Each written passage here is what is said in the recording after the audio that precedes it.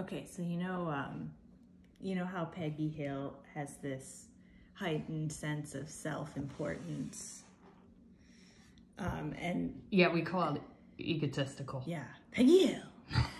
And there was an episode where she fancied herself like a detective, and there was a crime scene, and she walked right through the police tape, and she was like, "Okay, what do we got?" Yeah. So that's how I want to like preface this. Okay, what do we got? Today we got Cotnam v. Wisdom, Supreme Court of Arkansas, 1907. Who was wiser? So that depends on how you look at it. Okay. All right. So first of all, I had to like make notes on the margin, just trying to understand the procedural history, because this is a Supreme Court case, so you have to understand the district court holding and the appeals court holding, so you can figure out what's on the line. Okay. So, district, surgeon versus dead guy, surgeon won. Appeals court, dead guy versus surgeon, reversed, the dead guy won.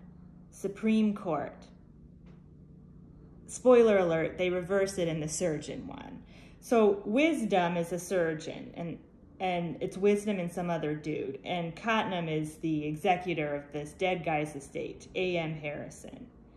So apparently, the facts are, Mr. Harrison was thrown from a streetcar, receiving serious injuries which rendered him unconscious. In that condition, the two surgeons were summoned to assistance by a spectator. So kind of like a Good Samaritan thing. So we know that they're not going to be on the hook for liability if something goes wrong. That's a Good Samaritan law. Maybe that comes later. I don't know. But the surgeons performed a difficult operation in an effort to save his life. It's unclear if this is like roadside, because it sounds like he's thrown from a streetcar, summon the surgeon. And it sounds like they performed this difficult operation on the side of the road. But needless to say, it was unsuccessful. And you don't say. Poor Mr. Harrison died without regaining consciousness. In fact, he was never conscious from the moment the surgeons were involved. So, given that we have an unconscious and later dead man in our case, we are introduced to the concept of implied contracts, also known as quasi-contracts. So, let's refer to this excerpt from a previous case. We regard it as well settled by cases referred to in the briefs of counsel that an insane person, an idiot, or a person utterly bereft of sense and reason by the sudden stroke of an accident or disease may be held liable for necessaries furnished to him in good faith while that unfortunate and helpless condition.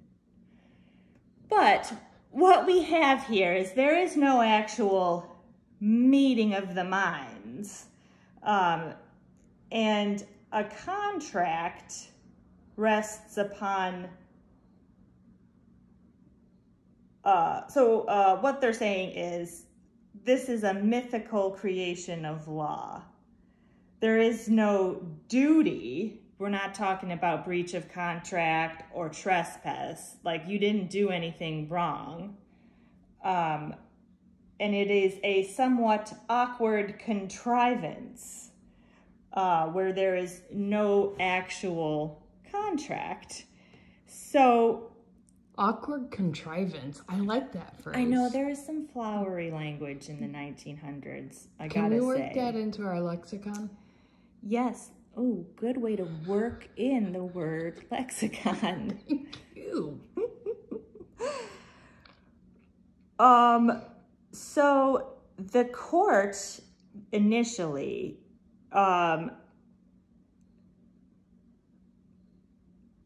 okay, so yeah, they're making the point that it doesn't matter that the guy died and it was an unsuccessful surgery. the outcome is irrelevant as long as the surgeon performed the operation with due skill and care when summoned to the side of the road. Sounds like an original malpractice case. No, like I said, it's Good Samaritan. They're covered for, there is no duty in, I don't know if it sounds like a Good Samaritan is like a passerby doing first aid, but this is, they called the surgeon. So I don't, I mean, it was like obviously last ditch effort. The guy was thrown from a car. A streetcar nonetheless. Yeah. Yeah. Not named Desire. No. Named Desire to not Undesirable. die. A streetcar named Undesirable. Okay. So,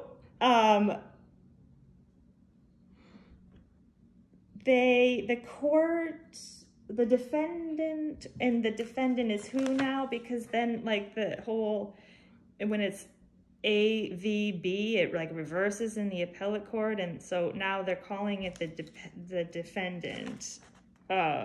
Sought to require the plaintiff to prove, in addition to the value of the services, the benefit, if any, derived by the deceased from the operation. He died, right? Mm-hmm. Yeah. So what benefit did he get? I don't know. The court was right in refusing to place this burden on the physicians. Okay, so they didn't have to prove that he benefited from the surgeon. Yeah. Fair. Yeah, but then I guess like it came up in the district court that he's a bachelor, or Mr. Harrison was a bachelor. A confirmed bachelor, if you know what I mean. But apparently, his estate was left to nieces and nephews, and they somehow brought that up. Well, I don't know why, and it says this was relevant to no issue in the case, and its effect might well have been prejudicial. I don't know why it would have been prejudicial. Like, well, he's got the money. It's not like you're just screwing over some niece or nephew, you know. Probably like that queer guy, go ahead and sue the pants off his estate because it's not like he procreated. You know what I mean? Yeah. Maybe. Yeah. Make him pay for this surgery that he didn't ask for and wasn't successful. No, he died. Right. And he had no family Make to his leave it gay to. ass estate pay for something he didn't even want.